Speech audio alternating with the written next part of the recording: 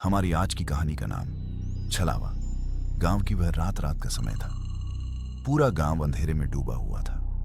दूर खेतों से आती सियारों की हुआ हुआ आवाजें और बीच बीच में झींगुरों की धीमी गुनगुनाहट। ठंडी हवा में कुछ ऐसा था जो रीढ़ की हड्डी तक सिहरन पहुंचा रहा था। एक अजीब परछाई रामनाथ, जो गांव का किसान था, अपने खेत से देर रात लौट रहा था। रास्ते में पुराना बटवृक्ष पड़ा, जिसके नीचे एक सूखी कुआं थी। गांव वाले कहते थे कि उस कुएं में छलावा रहता है, जो किसी का रूप धारण कर उसे धोखा देता है। रामनाथ को इन बातों पर कभी भरोसा नहीं था, लेकिन उस रात कुछ अलग था। जैसे ही वह बटवृक्ष के पास पहुंचा, उसने देखा कि सामने उसकी पत्नी कमला खड़ी है। वही साड़ी, वही चेहरे की मुस्कान। कमला, तुम यहां कैसे? रामनाथ ने हैरान होकर पूछा। वह मुस्कुराई, लेकिन उसकी मुस्कान कुछ अजीब थी। उसकी आंखें बिल्कुल काली थीं, जैसे किसी गहरे कुएं में झांक रहे हों। मैं तुम्हारा इंतजार कर रही थी, उसने धीमी आवाज में कहा। रामनाथ कुछ बोल पाता, इससे पहले ही वो आकृति हवा में गायब हो गई। 2 गांव में दहशत। अगले दिन गांव में खबर फैली। रामनाथ रात भर घर नहीं लौटा। सुबह उसका शव उसी कुएं के पास मिला। चेहरा डर से विकृत था और आंखें खुली हुई। गांव के बुजुर्ग बोले, वो छलावा था।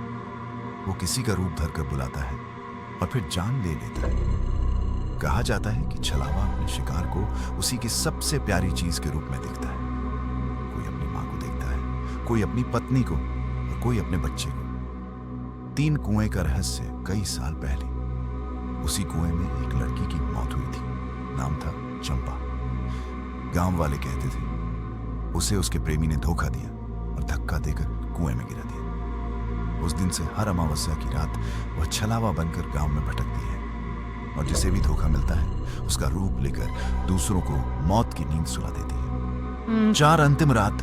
एक रात गांव का नंदू, जो शहर से पढ़ाई करके लौटा था, अपने दोस्तों से बोला, यह सब अंधविश्वास है, कुछ नहीं होता। उसके दोस्त डरते हुए बोले, हम मत जाओ, वहां अमावस्या है। लेकिन नंदू नहीं माना। वह रात में टॉर्च लेकर उसी कुएं के पास पहुंचा। हवा अचानक भारी हो गई। पेड़ों की शाखाएं ऐसे हिलने लगीं जैसे कोई अदृश्य चीज गुजर रही हो। और फिर उसके पीछे से आवाज आई, नंदू। वो पलटा। सामने उसकी मां खड़ी थी, आंसू भरे चेहरे के साथ। मां, बेटा, घर चल, बहुत देर हो गई।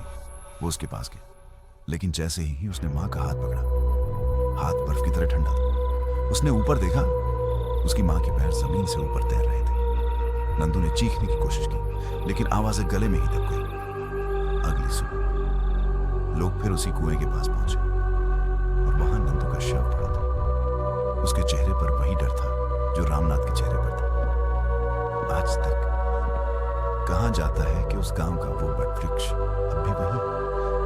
रात के सन्नाटे में अगर कोई वहां से गुजरे तो किसी परिचित की आवाज तो सुनाई देती है, सुनो, जरा रुकना। और अगर कोई रुक गया और तो वह फिर कभी वापस नहीं आता।